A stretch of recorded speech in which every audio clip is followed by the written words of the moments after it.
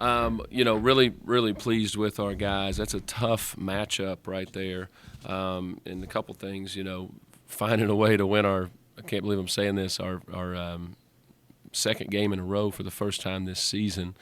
But really proud of our guys and our response, and a very similar game and style of play than what we lost a week or so ago down in Daytona against UC Santa Barbara, right? You got versatile forwards that can pick and pop and can shoot. You got some other guys on the court that aren't as good. Their strength isn't shooting. So being able to apply personnel, doing a great job protecting the paint, and then attacking, changing defenses, I think our team has gotten so much better with that. And I think that the result is, 33% is what we hold them from the field, and then for us to get 19 assists on 27 made field goals and attacking the paint and getting to that free throw line and taking efficient threes look like a team that we want to be, and just proud of our guys' response and total team effort right there.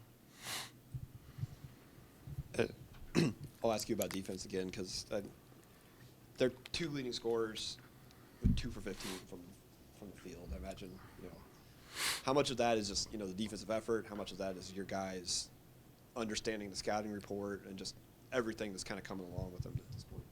You're speaking my love language, Shane. I love to talk defense, buddy. We can stay here all night if you want to do that, but especially when we get these results. But, it's both things, right? I don't think you could have the greatest game plan in the world. If you don't apply it with great energy and urgency and toughness, then it's not going to work. And I thought we did a great job with that here tonight. Carter Welling is an exceptional player on both sides of the ball, and we did a great job. No field goals for him tonight, forced him into 3 turnovers, made life hard for him. He saw multiple jerseys in there, same thing with Dominique Nelson, 2 guys that have proven that they can score in bunches against anybody. And we did a great job of not just individually guarding those guys, but collectively doing a good job in applying personnel. And we did a number of different things here tonight that, the average fan may not, really know, but I thought that our guys applied a scheme that was going to be helpful for us to win this game. They did a masterful job with it. So really proud of our defensive effort tonight. And then getting out in transition and attacking, we're an electric transition team. We get a little tired and we make some heroic plays to the tune of 12 turnovers in the second, or 9 in the second half, by not rewarding our defense. So we got to clean that up. But really proud with our defensive effort for sure. And then to continue with the way the team has kind of progressed over the past month or so, down in Norfolk, Elijah gets a second foul early and everything kind of ground to a halt. Then obviously you got great performance from EB tonight. Luke did some things too. How much is that progression that you can go to the bench and guys are figuring out different ways to play with different personnel? Absolutely. And that's what we talked about. The strength of this team should be our depth and our numbers, right? And so I think we're finding ways that guys can really help us, keeping guys fresh. And, you got to give each of those guys that you mentioned, right? EB, Luke Anderson, and JT doing a phenomenal job coming in and impacting the game in their own way.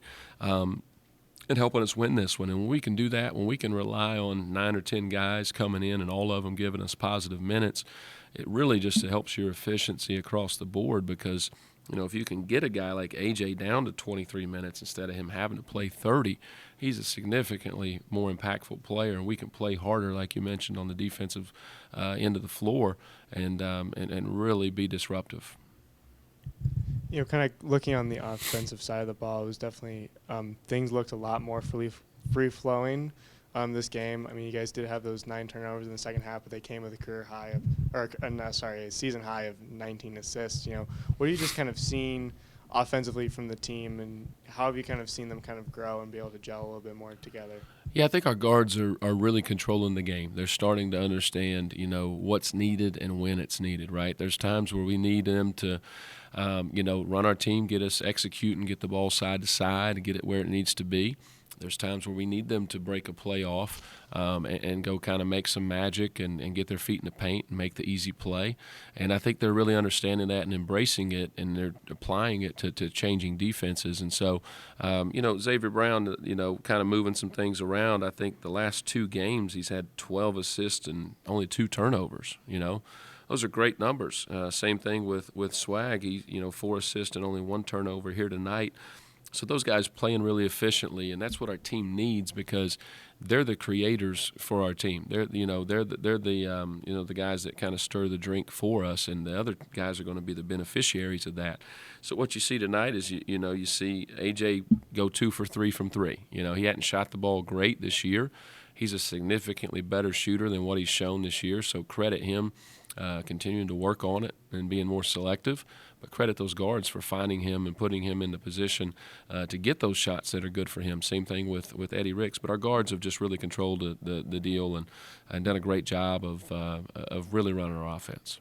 I did want to ask you specifically a little bit more about Luke Anderson. Such a remarkable journey to JMU up to this point, really becoming kind of an unsung hero off the bench for you guys. Just what does he sort of add to that roster, and how valuable has he been on the court for you guys? Luke can really shoot the basketball. I mean, I'd put him up just about against just about anybody, and so he's doing a much better job conceptually, understanding what we need from him defensively, so that we can keep him out on the court a little bit longer. And he's answering that challenge, and he's putting in the work to do that. And we'll play a little bit of small ball and put him out there at the 5, and we have a huge advantage there. But we've been able to put him at his natural position at the wing, and he benefited from that here tonight. And so we need Luke. We need Luke out there to help us, and really proud of him for responding. And you mentioned his journey. We're glad his journey is going to end here with us because we're certainly thankful to have him, and he's continuing to get better in this young season. So I kind of asked this to players, but as you may know, JMU students are entering finals, but some of them took a bit of a studying break to come out and watch y'all play, and especially from a very hot first half, what do you take away from that and from that high energy crowd? Well, if that doesn't get you pumped up for finals, nothing will. You know what I mean? We know finals are coming. We're excited about that, and our guys, we're glad to go into finals with a big win, and glad that we had the student turnout that we did, because obviously that's what everybody's here to do, right? Education is a great equalizer in life, and that JMU degree is special, and it means something. So for our fans, the students, to be able to take a break away from their finals and to come out here and support our team and help us get this win, it means a lot, and we're going to continue to need them moving forward. But we're going to give the attention that we need to finals as well. We need a break, so we're going to give the guys a couple added days off here, finish the semester strong, put it behind us. But then we got a few days to work on ourselves here, I think, with a 10-day break before we play again. And when you get those little pockets in the season, they're extremely valuable because, like Shane mentioned, we had to spend a lot of time and give a lot of attention to this particular opponent. You don't get to work on yourself as much. So when you get these opportunities in finals to really say, hey, we got 10 games, this has been good, this hasn't, guys are moving in the right direction here, you have to capitalize on that, and I'm excited to do that as we finish up the semester. I want to touch up a little bit more on the defensive side as well. Size is always the king of the game, especially in the Sun Belt Conference, and to be able to have EB, Elijah, and then also having wings with length with AJ. How big is that for you to be able to see a performance like tonight, especially moving forward, knowing conference plays kind of creeping up around the corner? Well, yeah, it's kind of how we put this team together. We knew we had a chance to be an elite defensive team. We want to be the biggest team out there.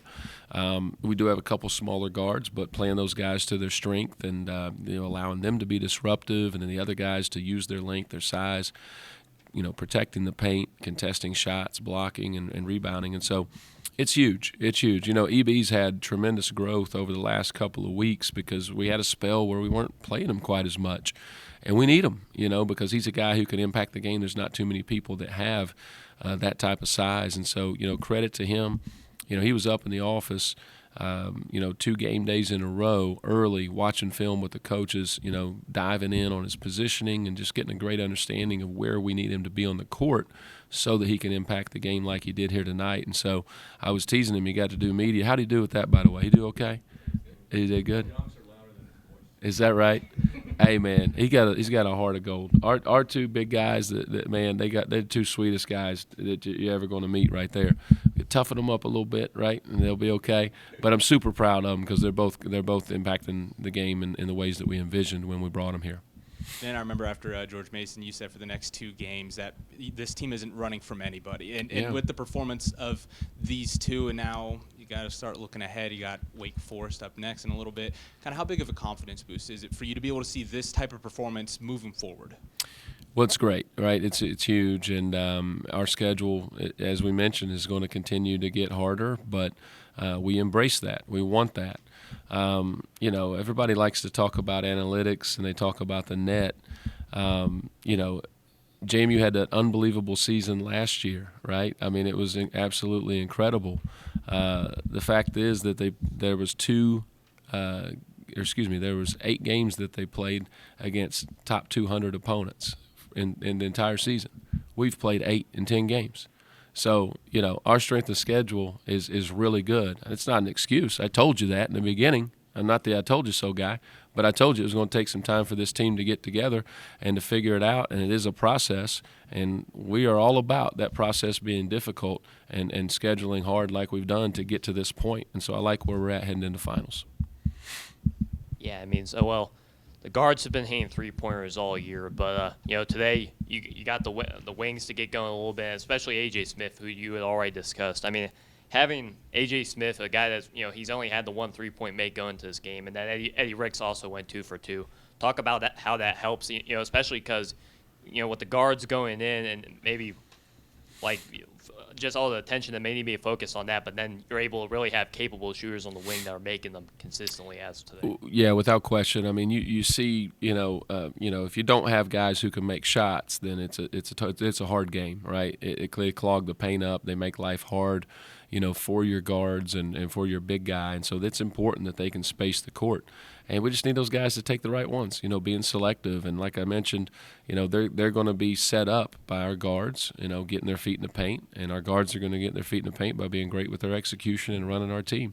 And that's been the result of it. And so those guys, shooting the right threes and shooting them with great confidence, because they can absolutely do that. But everybody working together collectively, efficiently as a team is what's going to create those types of shots. Thank you. Hey, last thing, all right? Get out here and support this women's basketball team tomorrow. 2 o'clock, taking on the Texas Longhorns. Not very often that JMU Athletics can get any sport, any team like that to come in here. You can bet your head men's basketball coach is going to be there going crazy for my guy, Coach O'Regan. All right? Go Dukes.